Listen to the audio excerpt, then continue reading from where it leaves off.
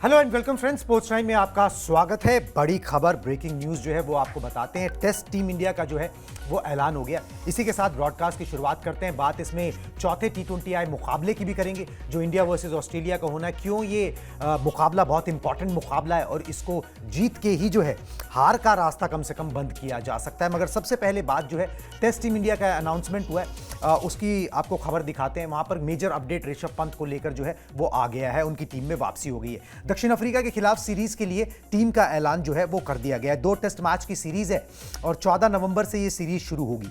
इस सीरीज के लिए टीम का ऐलान हो गया है और ऋषभ पंत की टेस्ट टीम में वापसी हो गई है। इंग्लैंड में उनको चोट लगी थी, उसके बाद लंबा चौड़ा रिहैब चला। प्रसिद्ध कृष्णा की जगह आकाशदीप को जो है वो टीम में जगह यहां पर दी गई है और जसप्रीत बुमराह को कोई आराम नहीं दिया गया। ये सवाल जो है कॉन्स्टेंटली बना रहता है कि वो टीम में होंगे या नहीं होंगे। उनको टीम में जो है जगह मिली है, वो टेस्ट टीम में जो है उनको जगह दी गई है। अलॉन्गसाइड मोहम्मद सिराज, आकाशदीप, नीतीश कुमार रेड्डी, जसप्रीत बुमराह वहां पर जो है अगुवाई करेंगे तेज गेंदबाजी की।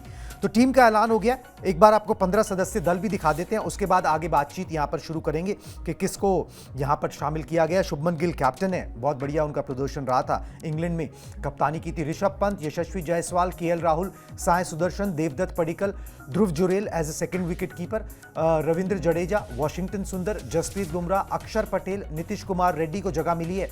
अभी थोड़े से चोटिल चल रहे हैं मगर यहां पर जब तक वो फिट हो जाएंगे। मोहम्मद सिराज, कुलदीप यादव और आकाशदीप को यहां पर जगह जो है वो दी गई है। मगर इसमें जो सबसे बड़ा टॉकिंग पॉइंट है सब, जो जिस पे सीधा ही आ जाते हैं, वो ऋषभ पंत को ही है कि ऋषभ पंत का ये एक्सपेक्टेड था। जिस तरीके से वो कर रहे थे कि भाई अब उनकी वापसी होने वाली है और वो वापसी उनकी हो गई है जिस तरीके से। और ये एक बड़ा मतलब बूस्ट है इंडियन टीम के लिए। जब वो टेस्ट क्रिकेट खेलते हैं तो ऋषभ पंत उनके सबसे बड़े सितारों में से एक है। बिल्कुल। और ख़ास तौर पर जो हम लोग हमेशा बात करते हैं कि अब जितने भी टेस्ट मैचेस आप खेलते हैं वो टेस्ट मैचेस आपको सिर्फ वो मैच नहीं होता, वो वर्ल्ड टेस्ट चैंपियनशिप का एक हिस्सा भी होता है। वहाँ पर भी आपको पॉइंट जोड़ने होते हैं। तो ऋषभ पंत, जैसा आपने कहा कि पहले से उम्मीद थी, इसीलिए जब उनको जो सेंटर ऑफ एक्सीलेंस है वहाँ से जब ग्रीन सिग्नल मिला उसके बाद उन्होंने डोमेस्टिक क्रिकेट में भी थोड़ा सा अपना हाथ पांव खोले और ये दिखाया कि हाँ वो मैच फिट है।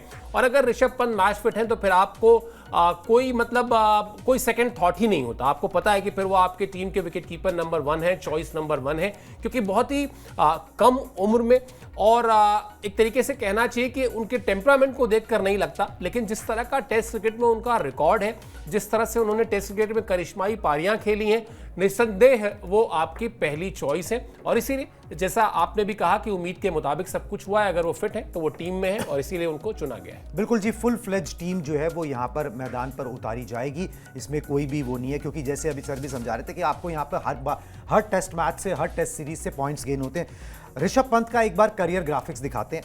क्यों हम बोल रहे हैं कि इतना इंपॉर्टेंट है और ये इतनी बड़ी खबर है, क्योंकि टेस्ट में वो सबसे ज्यादा कारगर जो है इंडियन टीम के लिए साबित हुए हैं। 47 टेस्ट मैचों में 3427 रन है, औसत 44.50 का है। 8 शतक उनके बल्ले से जो है वो निकले। करीब 4 महीने के बाद वापसी हुई है। इंग्लैंड में चोट लगी थी।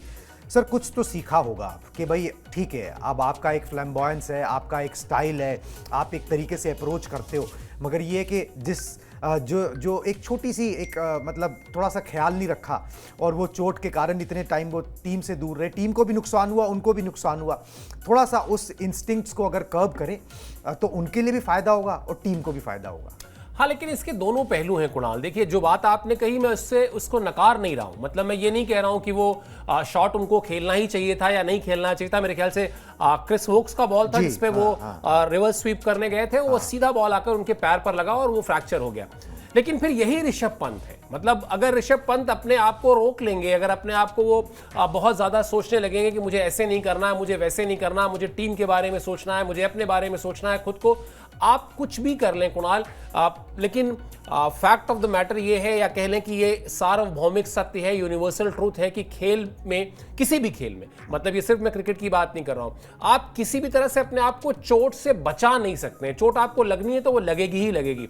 हाँ, लेकिन आपने जो कहा, मैं इस चीज को अगर थोड़ा सा और विस्तार दें, जो उन्होंने समरसॉल्ट किया था, जैसे एक बार जब वो उन्होंने शतक पूरा किया था, या जैसे कई बार वो विकेट के पीछे उसी तरीके से गुलाटियां मारते हैं, वो इस तरह के रिस्क हैं जिसको नहीं लेना चाहिए, खासतौर पर तब जबकि आप भारतीय टीम के इतने क्रूशियल प्लेयर हैं। लेकिन शॉट सिलेक्शन में अगर कोई सिलेक्शन थोड़ा सा 19-20 हुआ और वहां पर चोट लग गई, मुझे लगता है बहुत बड़ा डिबेट का विषय है। यही ताकत है ऋषभ पंत की, इसी तरह से खेलकर ऐसे ही वो अनकन्वेंशनल शॉट्स मारकर गेंदबाजों को, बड़े बड़े गेंदबाजों को बैकफुट पर ढकेलते आए हैं। तो मैं कम से कम सिर्फ ये नहीं कहूंगा कि हाँ अब उनको ये सीख मिल गई होगी कि उनको तेज गेंदबाज को रिवर्स स्वीप नहीं मारना या कुछ नहीं करना, लेकिन हाँ ये है कि जो शॉट से इतर वो रिस्क लेते हैं, वो रिस्क उनको नहीं लेना चाहिए, क्योंकि उनकी जगह बहुत ही क्रूशियल है और उनके आते ही ये टीम जो है वो थोड़ी अलग दिखने लगती है। बिल्कुल जी, एक्स फैक्टर जब भी उनका कहा जाता है यहाँ पर टेस्ट टीम के अंदर, और एक कुलदीप यादव को उम्मीद करते हैं कि अब टेस्ट में जो है 11 में मौका जो है वो मिल जाएगा, कोई इंग्लैंड में तो मिला नहीं। वैसे इसमें एक और खास बात है, हालांकि बहुत दिन से वो नहीं है टीम में,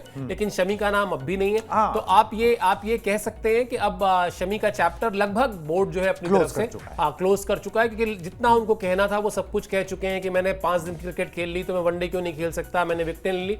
इस बार तो उनकी परफॉर्मेंस भी थी, इस बार रणजी ट्रॉफी में उनकी परफॉर्मेंस भी थी क्रिकेट में बिल्कुल। तो अगर आपको कहीं भी वो कंसीडर किया जाना चाहिए था या करना था, तो शायद ये मौका था, नहीं किया गया, इसका मतलब चीजें जो है वो क्लोज है। चलिए जी, अब उम्मीद करते हैं कि शमी जो है इस मैटर को जो है पर्सनल लेवल पे सुलझा लेंगे, ना कि मीडिया के थ्रू या फिर कहीं और। चलिए अब आगे बढ़ते हैं, बात भारत ऑस्ट्रेलिया के बीच जो सीरीज चल रही है T20I उसकी करते हैं। दिखाते हैं आपको पॉइंटर्स। चौथा T20I मुकाबला जो है वो खेला जाना है, सीरीज फिलहाल 1-1 की बराबरी पर है। भारत ऑस्ट्रेलिया के बीच सीरीज का चौथा T20I मुकाबला होगा। क्वींसलैंड के केरारा ओवल स्टेडियम में ये मैच जो है वो खेला जाएगा। जो क्वींसलैंड में जीता वो सीरीज फिर हारेगा नहीं, ठीक है, ये सिचुएशन है। फिलहाल 1-1 की बराबरी पर सीरीज है, क्योंकि पहला जो मैच था वो बारिश में धुल गया था। 5 मैच की ये सीरीज है। पिछले मैच में 5 विकेट से भारत को जीत मिली थी। हौसले बुलंद है, कुछ चीजें हैं जिनको दुरुस्त करना बाकी है, नहीं तो बाकी सब सेटल नजर आ रहा है। प्लेइंग 11 संभावित एक बार दिखा देता हूं कि किस तरीके की चौथे T20I में हो सकती है। जो हमें लग रहा है वो ये है कि एक पॉसिबल चेंज पिछले मैच से हो सकता है, वो ये है कि क्योंकि प्रैक्टिस में संजू सैमसन जो है वो बड़ा जोर शोर से लगे रहे, तो उनकी प्लेइंग 11 में वापसी हो सकती है। बाकी जो है वो टीम उसी तरीके से रहेगी, और इस तरीके से जो है जितेश की जगह जो है उनको यहाँ पर मौका जो है वो दिया जा सकता है।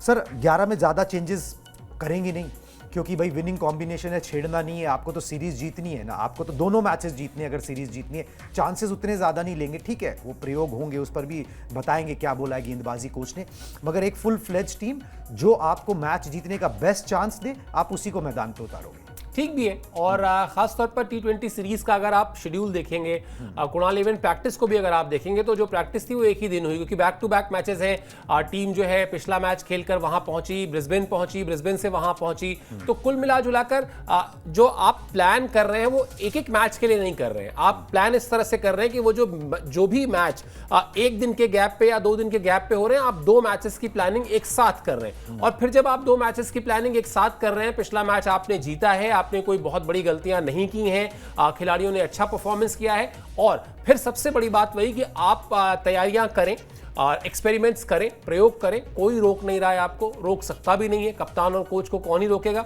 लेकिन हाँ, उस प्रयोग और उन एक्सपेरिमेंट्स की वजह से टीम की जो मंजिल है वो ऐसा ना हो कि जीत की पटरी से उतर ही जाए और फिर वो जीत की पटरी से नीचे ही रहे। तो आपको इसका भी पूरा एक फेयर बैलेंस लेकर चलना होगा। मुझे लगता है शायद सबसे अच्छा तरीका इस तरह के मामले में यही होता है, जब आपके सामने वर्ल्ड कप जैसा कोई टूर्नामेंट हो और आप उसकी तैयारियां कर रहे हो, तो आपको एक कोर ग्रुप बनाना होता है कि ये आपका कोर ग्रुप है जिसको आप टच नहीं करेंगे। उस कोर ग्रुप के इर्द गिर्द आप अपने जो और चाल चलना चाहते हैं, दाव खेलना चाहते हैं, वो सब आप आजमाते हैं। तो मुझे भी लगता है, मैं सहमत हूं इस बात से कि ना तो जरूरत है बहुत ज्यादा चेंजेस की, और ना वो चेंजेस आपको दिखाई देंगे। बिल्कुल, मगर एक शिकायत जो है वो फैंस को है कि भाई अर्शदीप सिंह को इतने मौके क्यों नहीं मिल रहे, उन्हें बड़ा सोच समझ के मौके दिए जा रहे। तो इन जनरल ये क्वेश्चन जो है गेंदबाजी कोच से पूछा गया, उन्होंने आंसर भी उसका उसी तरीके से दे दिया। दिखाता हूं गेंदबाजी कोच मौने मौकल ने क्या कहा इस बारे में। हम बस खिलाड़ियों से यही कहते हैं कि कड़ी मेहनत करते रहें, पूरी कोशिश करें, और जब भी मौका मिले उसके लिए तैयार रहें। अब T20 वर्ल्ड कप से पहले बहुत कम मैचेस बचे हैं, इसलिए हमारे लिए ये देखना ज़रूरी है कि खिलाड़ी दबाव वाली स्थितियों में कैसा प्रदर्शन करते हैं, वरना हमें पता ही नहीं चलेगा। इसलिए हम प्रयोग कर रहे हैं, और साथ ही ये मानसिकता बनाए रखने की भी कोशिश कर रहे हैं कि हमें मैच जीतना है। तो क्लियर कर दिया उन्होंने कि भाई प्रयोग हो रहे हैं, होते रहेंगे, मगर इतने ज़्यादा भी नहीं होंगे, होलसेल में भी नहीं होंगे, मगर हमको कुछ तो देखना ही है ना। ऐसा ना हो कि भाई 2026 T20 वर्ल्ड कप आ जाए, पता जी अर्शदीप चोटिल हो गए, ये चोटिल हो गए, अब आपने किसी को देखा नहीं, आप उसको उतार दो मैदान के अंदर, जिसको जो किस तरीके से रिएक्ट करेगा, दबाव को झेल पाएगा नहीं झेल पाएगा, उसका आइडिया जो है फिर वो नहीं चलता है। चलिए जी, कोई बात नहीं। शुभमन गिल पे जो है ना वो शेन वॉटसन ने एक बात बोली है, बड़ी इंपॉर्टेंट सी बात है, क्योंकि शुभमन गिल के लेकर ना हमने भी ब्रॉडकास्ट किया था, बल्ला उस तरीके से बोल नहीं रहा। कुछ पूर्व क्रिकेटर्स जो है, पूर्व चयनकर्ता भी क्रिस श्रीकांत, उन्होंने भी सवाल जो है उनको लेकर उठाए हैं। एक थोड़ी सी राहत वाली बात उनके लिए सपोर्ट आया है कहीं से। शुभमन गिल बेहद प्रतिभाशाली बल्लेबाज हैं। शुभमन के पास शानदार तकनीक है, उन्हें अलग अलग फॉर्मेट्स में खुद को ढालने में ज़्यादा समय नहीं लगेगा, क्योंकि जब कोई खिलाड़ी उनके जैसा कुशल होता है तो उसे सफलता पाने में ज़्यादा समय नहीं लगता। तो अपना वेट जो है शुभमन गिल के पीछे यहाँ शेन वॉटसन ने जो है वो फेंका है कि भाई थोड़ा टाइम लगेगा, मगर चीज़ें जो है वो सेटल हो जाएंगी। और अच्छी बात है अगर हो जाए तो, क्योंकि ये तो एक कैलकुलेटेड रिस्क है, एक बड़ा डिसीजन है जो कि सेलेक्टर्स ने लिया, जो कोच ने लिया कि शुभमन गिल को आपने वाइस कैप्टन बना दिया, सीधा टीम में नहीं रखा, सीधा वाइस कैप्टन बना दिया, अब उसका बल्ला चलना चाहिए। मगर ये बात सर थोड़ी लॉजिकल नजर आ रही है कि जिसमें इतना टैलेंट है ना वो एडजस्ट कर ही जाएगा। मतलब लेकिन कब, सवाल ये है, मतलब अगर आप एक खिलाड़ी को एडजस्ट करने के लिए 20 मैचेस देंगे और दूसरे खिलाड़ी को एडजस्ट करने के लिए 5 मैचेस देंगे, तो फिर ये माफ कीजिए ये जाती है। तो ये तो मतलब ये इस वक्त भारतीय क्रिकेट में, कुणाल मैं इसको दूसरे तरीके से देखता हूं, भारतीय क्रिकेट में इस वक्त कौन सा खिलाड़ी आप मुझे बताइए जो टैलेंटेड नहीं है। अगर टैलेंटेड नहीं है तो फिर वो भारतीय क्रिकेट में कर क्या रहा है, वो पहुंचेगा कैसे वहां तक। तो अगर कोई भी खिलाड़ी टीम इंडिया के लिए खेल रहा है, अक्रॉस किसी भी फॉर्मेट में खेल रहा है, वो टैलेंटेड है तभी वहां पर है। सवाल तो यही है, चैलेंज तो यही है ना कि वो कितनी जल्दी अपने आप को स्विच कर लेता है टेस्ट से T20 में, T20 से वनडे में। वो करने में अगर शुभमन गिल को प्रॉब्लम आ रही है तो फिर आप ये नहीं कह सकते कि नहीं हम उनको लेकर चलेंगे ही चलेंगे और उनको हम 20 मैच दे देंगे, 25 मैच दे देंगे, 15 मैच दे देंगे। ऐसा नहीं होता है। ये अब स्वीकार करना होगा, ये कड़ा सच है, कड़वा सच है कि शुभमन गिल पिछले 10 मैचेस में नहीं चल पाए हैं। 14 महीने के बाद आप उनको लेकर आए थे, आपने सीधे उनको उपकप्तान बना दिया, वो अभी तक परफॉर्म नहीं कर पाए हैं उस तरीके से। जितनी जल्दी परफॉर्म करें उतना अच्छा है, वरना फिर देखिएगा ये हिंदुस्तान की क्रिकेट है कुणाल। यहाँ एक तो होता है कोच, एक होता है कप्तान, एक होता है सिलेक्टर, एक होता है बोर्ड, लेकिन उन सब से बड़े होते हैं फैंस। और आज की तारीख में फैंस जिस तरह से सोशल मीडिया में सवाल उठाना शुरू करते हैं ना, वो फिर सवाल उठने लगेंगे और सवाल इतने ज्यादा उठेंगे कि आप उसको आउटसाइड नॉइज कह के ना अपनी आंखें नहीं बंद कर सकते हो कि मेरे सामने शेर आ गया तो मैंने अपनी आंखें बंद कर ली, मुझे शेर नहीं दिखाई दे रहा है। शेर को तो आप दिख रहे हो ना, तो वो वाला मामला है। मुझे लगता है शेन वॉटसन तारीफ करें, तारीफ हम लोग भी करते रहे, लगातार शुभमन गिल की हम लोगों ने तारीफ की है, लेकिन अब वो हाई टाइम है जहां शुभमन गिल को T20 फॉर्मेट में खासतौर पर सलामी बल्लेबाज के तौर पर आते हैं, वहां पर उनको रन्स करने होंगे, वरना कोई बचाव नहीं है। मतलब रन बनाने के अलावा और कोई बचाव मुझे नहीं दिखता है। बिल्कुल जी, रन्स तो करने ही होंगे और हो सकता है कि यहाँ पर क्वींसलैंड में बड़ी खूबसूरत सी जगह है, वहाँ पर ही वो जो है रन्स जो है वो कर दें। पिच, यहाँ पर इंडिया ने कोई T20 मैच नहीं खेला, पिच किस किस्म की होगी उस पर बात करते हैं, दिखाते हैं आपको क्या जानकारी पिच से रिलेटेड आ रही है। टीम इंडिया पहली बार गोल्ड कोस्ट में मैच खेलेगी। गेंदबाजी जो है ना, गेंदबाजों को ये पिच जो है वो काफ़ी रास आएगी, इस तरीके की खबरें हैं। पेसर्स को उछाल के साथ स्विंग और मूवमेंट मिलेगी। किरारा ओवल पर अभी तक 2 T20 आई मैच सिर्फ खेले गए हैं। 145 जो है वो एक हाईएस्ट स्कोर एक मैच में बना था, और बॉलर्स को खास तौर पर तेज गेंदबाजों को यहाँ पर मदद मिलती है। जसप्रीत बुमराह के लिए अच्छी एक तरीके से न्यूज़, क्योंकि अभी तक जो 3 मैचेस हुए हैं उसके अंदर कुछ खास छाप छोड़ नहीं पाए।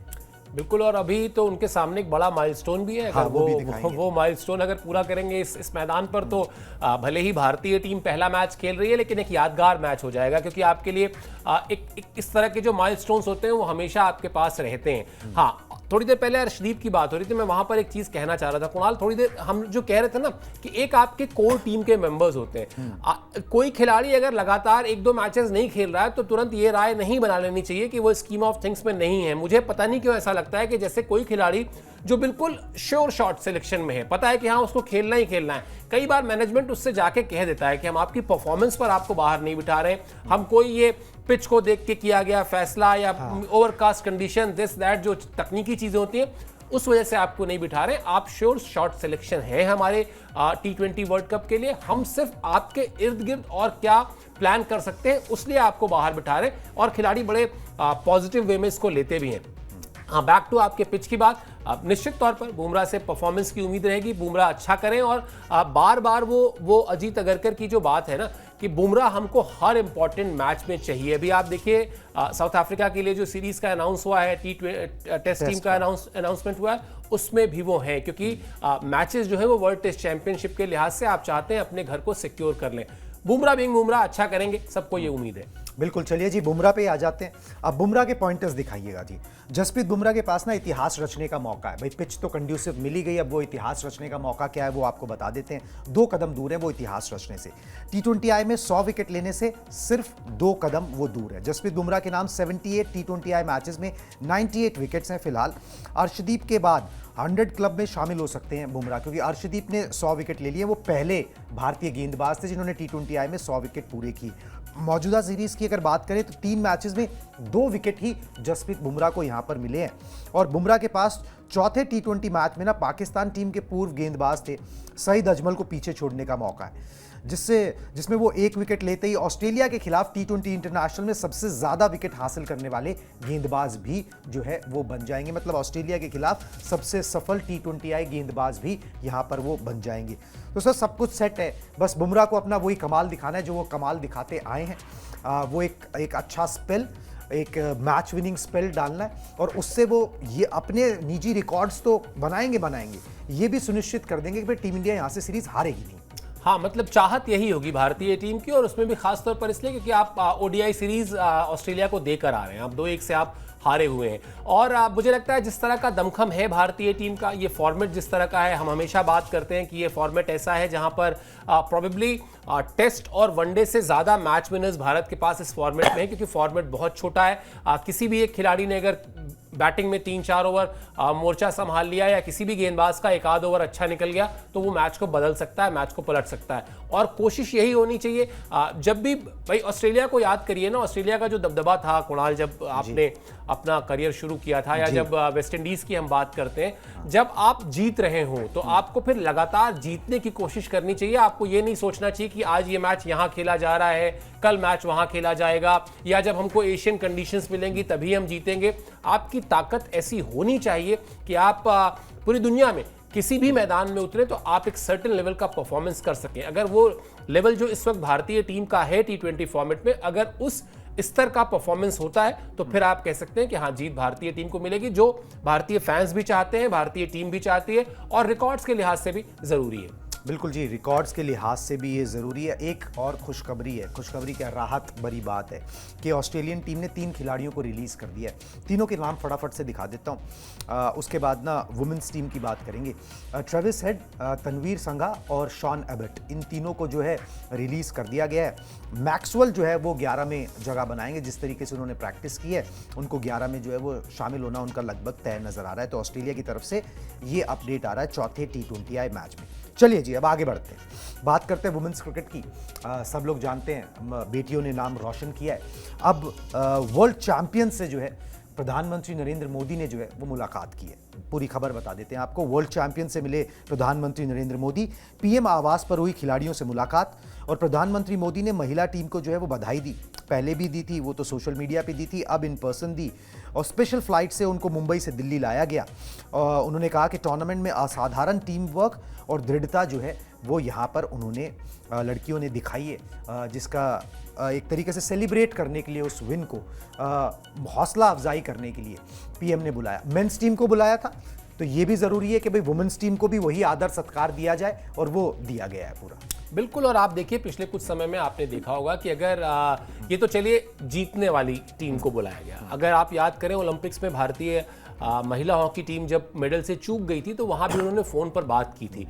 देश के मुखिया होने के नाते, एक लीडर होने के नाते, अपनी जो उनकी लोकप्रियता है उसके नाते वो चाहते हैं कि अगर कोई कुछ अचीव कर रहा है तो उससे मिलें, उससे बातचीत करें, उन लम्हों को समझें, उन मुश्किल परिस्थितियों में कैसे खिलाड़ियों ने अपने इमोशंस को कंट्रोल किया वो ज़रा समझें, देखें, बूझें।